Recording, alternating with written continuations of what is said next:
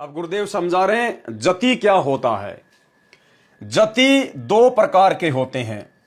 एक तो जिसने कभी स्त्री भोग नहीं किया हो, जिसने अपने जीवन में कभी भी किसी स्त्री के साथ शारीरिक संबंध नहीं बनाए हों, भोग विलास नहीं किया हो, एक वो होता है जति। और दूसरे प्रकार का जति, दूसरा जिसने अपनी पत्नी के अलावा अन्य स्त्री से कभी मिलन न किया हो।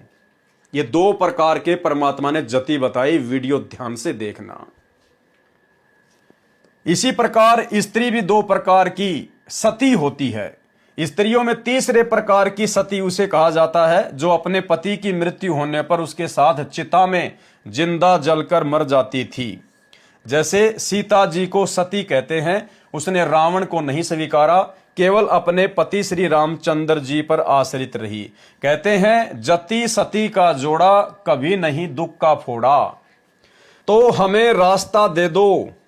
उसी समय जमुना नदी का पानी घुटनों तक आए, इतना ही गहरा रह गया। सब गोपियां नदी पार कर गई, फिर से जमुना दरिया किनारे तक भरकर बहने लगी। जैसे गोपियों ने जमुना नदी को पार किया, पार करते ही जमुना नदी फिर से अपनी फुल स्विम पर बहने लगी, पूरी उफन उफन कर बहने लगी। यह देखकर सब गोपियों ने विचार किया। ध्यान देना भाइयों और बहनों, गोपियों ने फिर क्या विचार किया। यह देखकर सभी गोपियों ने विचार किया कि श्री कृष्ण जी ने तो हमारे साथ अनेकों बार विलास किया है, भोग विलास किया है, सेक्स किया है। यह कैसा आश्चर्य है, यह कैसा अचरज है। सब गोपियां यह विचार करती हुई दुर्वासा ऋषि के आश्रम में पहुंची। भाइयों और बहनों, यहीं से हमारा कंसेप्ट क्लियर हो जाएगा कि यदि सतगुरु रामपाल जी स्वयंभू परमात्मा है, इनका शरीर पांच तत्व का नहीं है, इनका शरीर विकार युक्त नहीं है, ये तीनों गुणों रजोगुण सतोगुण तमोगुण से दूर हैं, तो फिर संत रामपाल जी ने शादी करके और भोग विलास क्यों किया। संत रामपाल जी ने स्त्री भोग क्यों किया। भाइयों और बहनों, ऊपर परमेश्वर ने जो सत्य कथा है हमें बता दी कि श्री कृष्ण जी की 8 स्त्रियां थी। इसके अलावा 16,000 स्त्रियां एक राजा से युद्ध में जीत के लाया था, उनके साथ भी भोग विलास किया करता था। इसके अलावा जो गोपियां थी उनके साथ भी भोग विलास किया करता था। उसके बावजूद भी श्री कृष्ण जी जति कहलाया। जति कौन सा जति? दूसरे नंबर का जति, कि अपनी पत्नी के अलावा किसी और के साथ भोग विलास ना करना। जबकि गोपियां खुद आश्चर्य में पड़ गई कि श्री कृष्ण जी जति कैसे हो सकते हैं। उन्होंने तो अपनी पत्नी के अलावा हम गोपियों के साथ भी अनेकों बार भोग विलास किया है, सेक्स किया करते थे, फिर श्री कृष्ण जी जति कैसे हो सकते हैं, वो आश्चर्य में पड़ गई। भाइयों और बहनों, ठीक इसी प्रकार जब ये 3 लोक के छोटे मोटे भगवान, ये डमी गॉड, छोटे मोटे अवतार, ये पीर पैगंबर, जब ये इस प्रकार की लीला कर सकते हैं, जब इनके हाथों में इस प्रकार की छोटी मोटी शक्ति परमेश्वर ने दे रखी है, तो वो परमपिता परमात्मा पूर्ण ब्रह्म सारी सृष्टि का रचनहार अखिल ब्रह्मांडों का स्वामी कबीर देव सतगुरु रामपाल जी भगवान क्या कुछ नहीं कर सकता। ठीक इसी प्रकार जति 2 बताए। एक वो जिसने कभी स्त्री भोग नहीं किया हो, तो हमारे पूज्य गुरुदेव सतगुरु रामपाल जी भगवान उस पहली वाली कैटेगरी में हैं, जिन्होंने कभी किसी स्त्री के साथ संभोग ना किया हो। क्योंकि श्री कृष्ण जी ने हजारों स्त्रियों के साथ में संभोग किया, लेकिन उसके बाद भी वो जति कहलाए। तो क्या हमारे गुरुदेव भगवान जति नहीं कहला सकते? अरे श्री कृष्ण जी को भी वो शक्ति, वो पावर कबीर परमात्मा सतगुरु रामपाल जी ने ही प्रदान की हुई है। आदरणीय गरीबदास जी कहते हैं, गरीब सब पदवी के मूल है, सकल सिद्धि है तीर, और दास गरीब सतपुरुष भजो, अविगत कला कबीर। तो ये परमात्मा क्या नहीं कर सकता। अब सोचिए भाइयों और बहनों, यदि श्री कृष्ण जी ने उन गोपियों के साथ में यदि कभी भोग विलास नहीं किया, जिसकी साक्षी वो दरिया नदी, अगर श्री कृष्ण जी ने भोग विलास किया होता तो उस जमुना दरिया का पानी नीचे नहीं होता। लेकिन वो हकीकत थी, श्री कृष्ण जी ने अन्य गोपियों के साथ कभी भोग विलास नहीं किया। तो भाइयों और बहनों, इसी प्रकार हमारे पूज्य गुरुदेव सतगुरु रामपाल जी भगवान जति हैं, सर्वश्रेष्ठ जति है ये परमात्मा।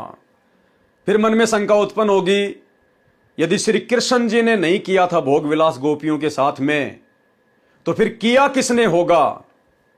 भाइयों और बहनों, ये सारा का सारा षड्यंत्र काल का, ये काल श्री कृष्ण जी के कर्म फुड़वाने के लिए अन्य पीर पैगंबर अवतारों को इसी प्रकार से धोखा देता है। ये उनका रूप बनाकर, और ये स्वयं भोग विलास करता था 21 ब्रह्मांड का स्वामी काल ज्योति निरंजन, आगे गुरुदेव ने लिखा हुआ है।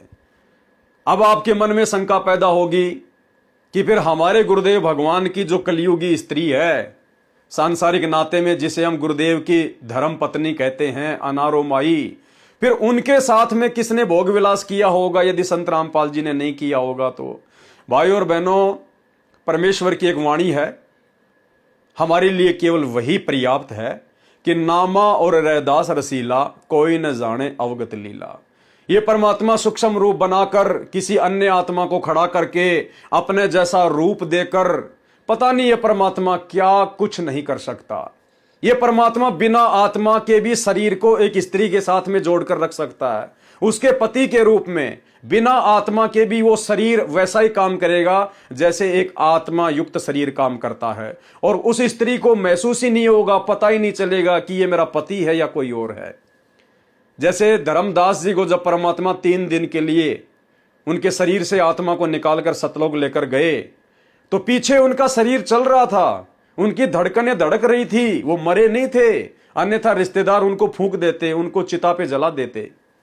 ये परमात्मा बिना आत्मा के भी शरीर चला सकता है। समर्थ उसी को कहते हैं, सतगुरु जो चावे सो कर ही भरम पड़ो मत कोई, और सेव दड़ पर शीश चलाया पाछे करी रसोई। भाइयों और बहनों, अवगत की गति बहुत गहरी है, आप और हमें बिल्कुल भी शंका नहीं करनी चाहिए। ये परमात्मा अपने आप को छुपाते हुए गुप्त रूप में सारी लीला वर्तमान में कर रहे हैं, और ये सारी की सारी लीलाएं 650 साल पहले वाली चल रही हैं, क्योंकि ये वही 650 साल पहले वाला कबीर भगवान वर्तमान में सतगुरु रामपाल जी के रूप में धरती पे प्रकट है। भाई, जब श्री कृष्ण जी 16,000 औरतें, अनेकों गोपियां, खुद की 8 स्त्रियां, और उन गोपियों को जब इस बात का पता चला तो वो आश्चर्य में पड़ गई कि श्री कृष्ण जी जति कैसे हो सकते हैं। उन्होंने तो हमारे साथ अनेकों बार भोग विलास किया है। वो 16,000 रानियां जो एक राजा से युद्ध में जीत कर लाई गई थी, उनके साथ में भी भोग विलास श्री कृष्ण जी का रूप बनाकर वो काल किया करता था। उसके बावजूद भी श्री कृष्ण जी जति कहलाए। तो भाई और बहनों, हमारे परमेश्वर तो वास्तव में रियल श्री कृष्ण हैं, राजाधिराज, देवों के देव महादेव। कुछ भी कर सकता है परमात्मा, इनके लिए कुछ भी असंभव नहीं है। जो हम कल्पना भी नहीं कर सकते वो परमेश्वर ने कर करके छोड़े हुए हैं, रखे हुए हैं। तो ये अविगत है, इनकी गति के ऊपर किसी भी प्रकार की कोई शंका जाहिर नहीं करनी चाहिए। ये स्वयंभू हैं तो हैं, ये परमेश्वर हैं तो हैं। इन्होंने स्त्री भोग नहीं किया तो नहीं किया। और इस चीज को हमें और अच्छे से समझने के लिए आदरणीय गरीबदास जी महाराज जी का उदाहरण लेना पड़ेगा। आदरणीय गरीबदास जी महाराज जी खुद कबीर परमात्मा थे, डबल रोल कर रहे थे।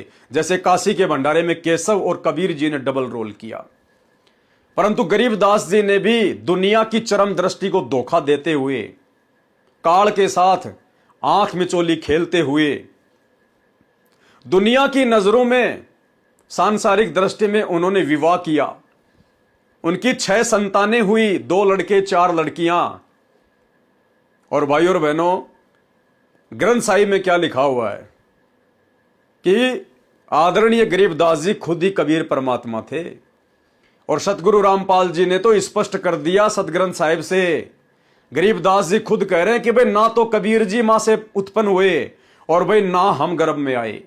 गरीबदास जी क्या कह रहे हैं कि ना तो कबीर परमात्मा मां से उत्पन्न हुए और भाई ना हम गर्भ में आए। गरीबदास जी कह रहे हैं हम भी गर्भ से जन्म लेके नहीं आए, उसके बावजूद भी उन्होंने शादी की, 6 बच्चे उत्पन्न किए।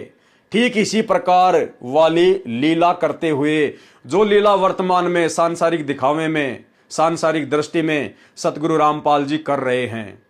लोगों को लग रहा है इन्होंने शादी की है, लोगों को लग रहा है इन्होंने स्त्री भोग करके बच्चे पैदा किए। नहीं, ये गरीबदास जी का छोटा सा ये सत्संग सुन लीजिए सतगुरु रामपाल जी के मुख कमल से, जिसमें गुरुदेव कह रहे हैं कि गरीबदास जी खुद कह रहे हैं कि ना तो कबीर जी मां से पैदा हुए और भाई ना हम गर्भ में आए। सुनिए, प्रमाण दे रहे गरीबदास जी कि कबीर साहब मां का पैदा नहीं हुए थे।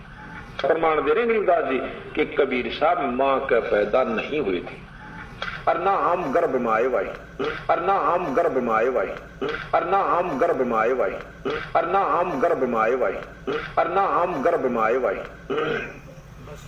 शब्द स्वरूपी रूप हम। तो भाई और बहनों, यदि गरीबदास जी मां के गर्भ से नहीं आए हैं तो स्वयंभू परमात्मा प्रकट हुए हैं, और प्रकट हुए हैं तो वो स्वयंभू परमात्मा तो कभी स्त्री भोग नहीं करता, वो कभी शारीरिक संबंध नहीं बनाता, उसका शरीर ऐसा विकार युक्त नहीं होता है। तो ठीक वही लीला भाई और बहनों सतगुरु रामपाल जी परमेश्वर जी वर्तमान में कर रहे हैं, और आज हमने उनकी लीला को समझना पड़ेगा ज्ञान को आधार बनाकर। यदि ये परमेश्वर खुल्लम खुल्ला चमत्कार करने लग जाए तो फिर कोई भी आत्मा सतलोक नहीं जा पाएगी। सारे उनके चमत्कार को देखकर और उनके पैरों से चिपक जाएंगे, ज्ञान को कोई समझना ही नहीं चाहेगा।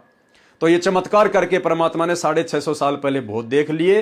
अब परमेश्वर ज्ञान को आधार बनवा कर ही हम आत्माओं के अंदर स्वयं के प्रति परमात्मा वाली स्थिति को प्रकट करके ही सतलोक लेकर जाएंगे।